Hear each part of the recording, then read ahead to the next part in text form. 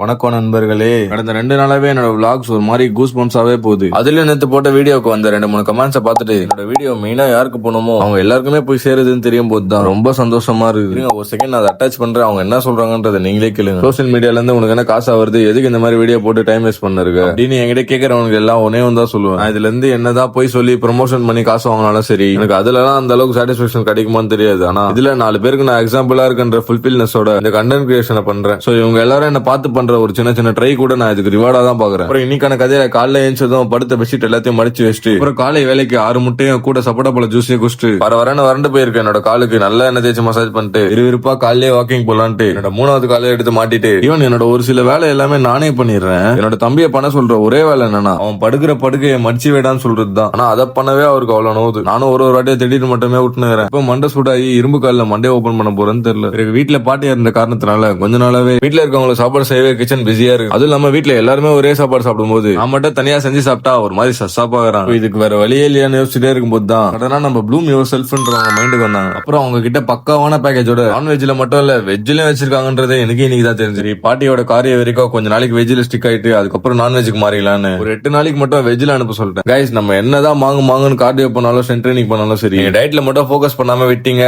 கண்டிப்பா நீங்க எதிர்பார்த்த ரிசல்ட்டை பார்க்கவே முடியாது. இல்ல ப்ரோ, எனக்கு ஆபீஸ் போயிட்டு வீட்டுக்கு வரவே டைம் கரெக்டா இருக்கு, இல்ல எங்க ப்ரோ மீல்லாம் ப்ரிப்பேர் பண்ணணும்னு நினைக்கிறவங்க எல்லாருக்குமே இது ஒரு செம்ம ஆப்ஷனல். கேப்ஷன்ல அவங்க ஐடியா பின் பண்றேன், மோகி ப்ரோ சொன்னார்னு சொல்லி கான்டாக்ட் பண்ணிக்கோ. பிறகு ஈவினிங் மேல நம்ம ஏரியால ரோடு போட போறாங்களா, சரி அதுக்குள்ள ஜிம்ல போய் ஒர்க் அவுட் பண்ணிட்டு வந்துடலான்ட்டு விறுவிறுன்னு கிளம்பி போற வழியில நம்மளோட தப்பாக்சன் ப்ரோ வீட்லயே ப்ரீ ஒர்க் அவுட் பனானாவும் பிளாக் காஃபியும் கன்சியூம் பண்ணிட்டு அந்த ஜிம்முக்கு போற வழியில பைக்ல காத்தடிச்சிட்டு ஜிம்முக்கு சென்று இன்னைக்கு ஃபுல் பாடி ஆக்டிவேஷன்றதுனால ஸ்டார்டிங் டிக்ளைன் டம்பிள் பிரஸ்ல ஆரம்பிச்சேன். Lat pull down, dumbbell flies, incline dumbbell row, அப்புறம் ஷோல்டர் பிரஸ், லேட்டரல் ரைஸ், ஆமக்கால் அண்ட் பீச்சஸ் போட்டு கடைசியா கேபிள் புஷ்டனோட ஒர்க் அவுட் முடிச்சுட்டு வீட்டுக்கு வந்ததோ ப்ளூம் யுவர் செல்ஃபோட ஃபைனல் மீல சாப்பிட்டு என்னால முடிச்சுக்கிறேன்.